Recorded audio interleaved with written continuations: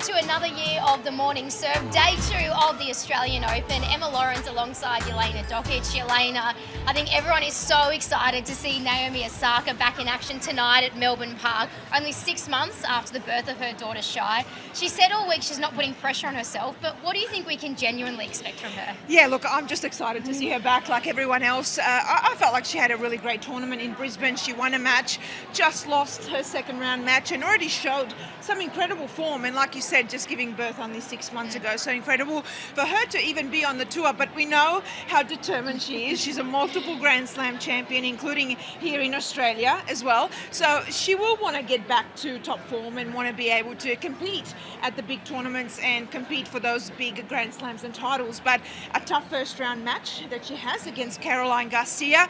But it's just another step in her journey, whether she wins or whether she doesn't get through. I don't really think it matters at this point, to be honest. The more matches that she can get, but also get used to balancing motherhood and being on the tour, that's the most important. And without getting too far ahead of ourselves, do you think she is genuinely a chance to win here? I mean, we've got Arina Sabalenka, the defending champion, Iga Swiatek, the world number one, but could Naomi do it? Look, I think maybe it's quite an ask to do it this year, only because she hasn't had the matches under her belt. So it's also the fitness levels that you need to keep throughout, not just 1 or 2 matches, but through the 2 weeks. Never count her out, though. You never count out a Grand Slam champion and an incredible champion like Naomi. But if it doesn't happen here, of course, I definitely see her winning a Grand Slam again in her comeback. This might be a little bit too early in Australia, though. It's so great to see so many other returning mums, Angelique Kerber, Caroline Wozniacki, and you mentioned you think she can do it again, but do we put a time frame on it? How long until you think she can reach that peak again? Yeah, I think that's really hard to do. And like you said, only gave birth 6 months ago. Let's not forget that. I really like the attitude that she has. She's always been very, I think, positive, but I like the way that she's coming into it a lot more relaxed. She's having fun on the court. She's having fun off the court. I think being a mother now has given her a completely different perspective on life as well. And that's sometimes really important when you're an athlete also. And if she does get past this first round match against Caroline Garcia, up next could be Daria Saville, the Aussie, and she's coming off an ACL injury, so we're excited to see her, but what do you think we can expect from Dasha? Look, I'm just really impressed with Dasha coming back again. This is actually her second ACL injury. She did the other knee 10 years ago now.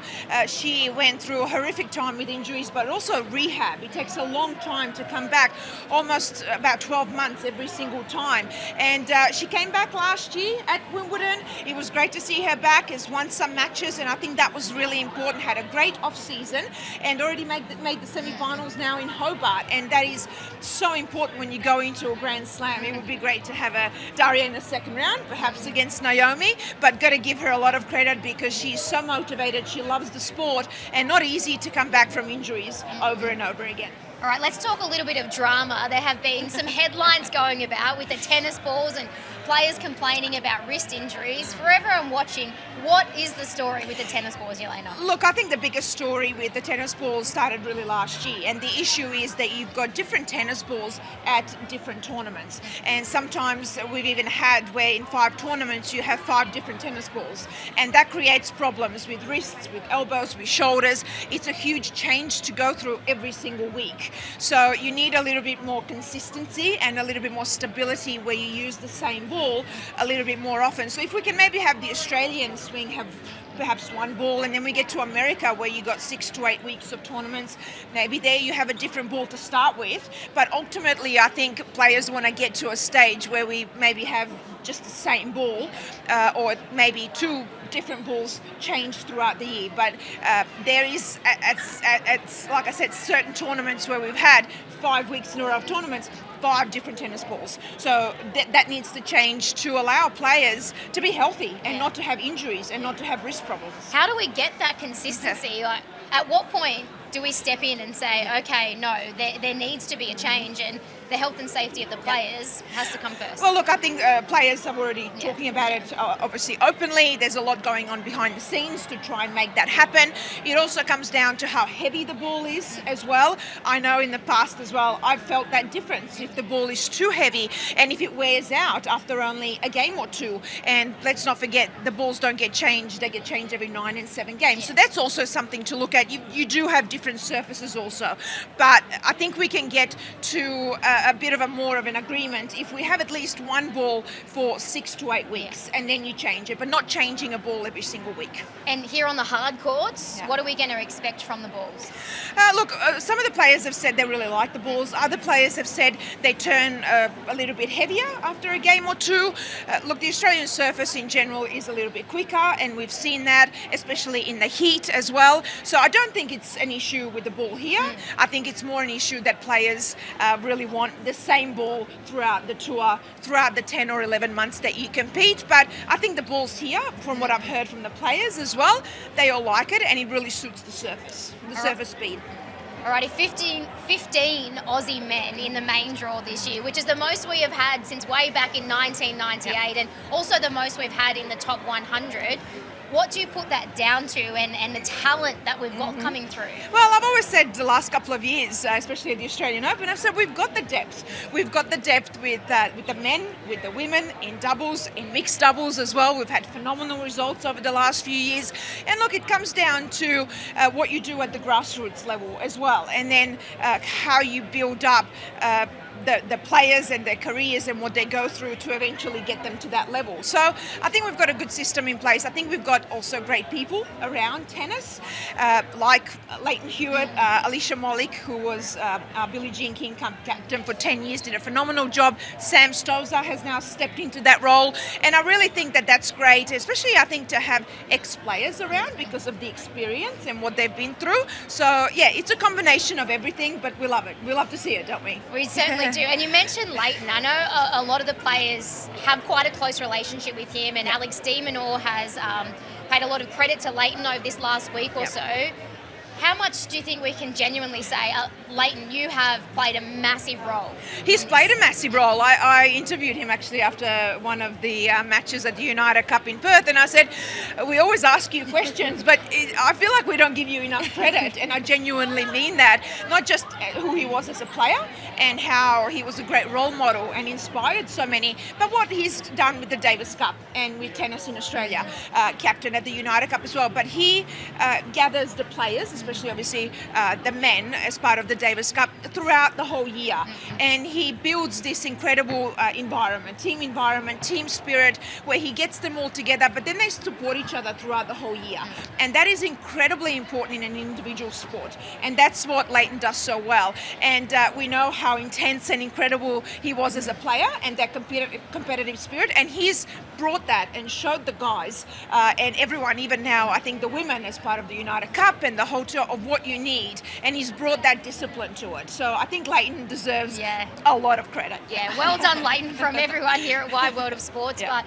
Alex de Minaur, obviously our best hope in the men's draw, but without wanting to single too many out, who else should we be really keeping an eye out for? Oh, look, we've got great players, like we've said. The most we've had in the top 100, both men and women, but especially men. And you've got Rinky Hijikata as well. How well did he do at the US Open? That was the 4th round.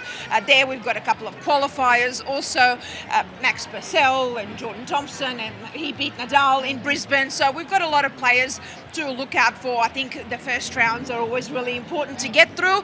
Obviously, Alex de Minaur now is our biggest hope, and everyone is talking about him because of him entering the top 10, by the way, for the first time, and congratulations on that. Very well deserved. So yeah, we've got quite a few players to look out for, and I'm excited. I'm excited what they will do here, but also what they will do for the rest of the year. As you mentioned, Alex de Minaur in the top 10, and he's done it after knocking off Novak Djokovic at the United Cup. He beat Carlos Alcaraz, Alexander Zverev. So he's in incredible form, the form of his life. How far do you think he can go? Look, he can go far. He's had big wins now. You mentioned a couple of those, but Daniil Medvedev as well, he beat him last year. So he's now had these big wins where they are so important to know that you can stay up there with the best. Not just that you can beat them and get over that line, but that you can stay with them physically, that you can stay with them mentally. Now the question is, can you do it, and can he do it over 5 sets at a Grand Slam? I believe he really can. We will see. He does have a tough draw, so a match at a time is really important. Rublev, 4th round, potentially Sinner, quarterfinals, and those will be real tests. But I kind of feel like that's that next generation, and Alex is a part of that. Without Nick Kyrgios as well, he's also become, in a sense, the poster boy of this Australian men's draw. So do you think that extra weight of expectation, because all week, all anyone is talking about is Alex de Minaur, every single day he's had a press conference. Do you think that will get to him and will start to weigh on him at all? I don't think so. Look, I think he's a really confident individual as a player, as a person. He really believes in himself, but he's also very humble. I think he does the right things off the court as well. He focuses on himself. He knows and he knew what he had to do the last couple of years to get to this point. Change his game with what he's done. I really love the way that he plays now. He's more aggressive, he's coming forward, you can see he's worked on his game, and he's always been like that. You see Alex 5-6 years ago to when you see him now, when he's top 10, he's the same person, and I think that that's really important. I also think he deserves the attention that he's getting, being top 10 in the world, and I don't look. We all have to face pressure and expectation as players and as athletes, but if anyone can deal with that and knows how to do it, I think that's definitely for me, Alex. And I loved how this week as well he said he uses those critics as motivation, because many say that he's the guy that gets to the 4th round, which is incredible, but can't go any further. Well, but do you see him winning a Grand Slam at some stage soon? Yeah, look, absolutely. And I think he's not a guy that just gets to the 4th round. I think that's not fair to say, especially for someone that's top 10 in the world, because he shows his consistency. And he's now beaten those top players. And for me, I think it's only a matter of time before he gets quarters and semis and a final at a Grand Slam. Doesn't mean that, we have to put that pressure on him that it has to happen here. I know we would all love for that to happen. But Alex is still very young. Let's look at the longevity of his career, because he didn't get to the top 10 by accident, but it's happened with work over the last few years. And I love the fact that he's using the critics or anything negative in a positive way, where he's using it to drive him. And who else does that so well? Novak Djokovic, and it works. So I love that Alex is doing that. I know it's very early on, but we're going to get the crystal ball out. Can you give me your predictions? Potential winner in both the men's and women's draw, and maybe a dark horse in each as well. If it's not an Aussie, but we're going to go with Aussies, but if it's not an Aussie, I'm going to go with Elena Rybakina this year. She's been in magnificent form. We saw that in Brisbane as well, where she won that event. So I'm kind of going to go with her because she got to the final, and I think she has what it takes to actually win the Australian Open now. She's won Wimbledon in the past, so she knows what it takes. In the men, I think it's very hard to go past Novak. Going for his 11th, I think he's going to have some competition there, but I'm going to go with Novak. Alrighty, there you go. Yeah. Novak Djokovic for his 11th round of dark horses. Let's just go with dark. I don't know if they're dark horses really, but the second that I would put kind of just behind them, I'm going to go with Swiatek and Sinner. Okay, love it. So I'm going to go with the 2 storylines, the champions or Generation Next. So much to play out over these next 2 weeks. Yelena, appreciate your time as always, and we will see everyone tomorrow for another edition of The Morning Serve. Wide World of Sports is your home of the Australian Open. With highlights of every match of the AO, the on-court interviews, and every day with the Morning Serve, you'll be ahead of the game. So click that subscribe button so you don't miss a thing this Australian Open.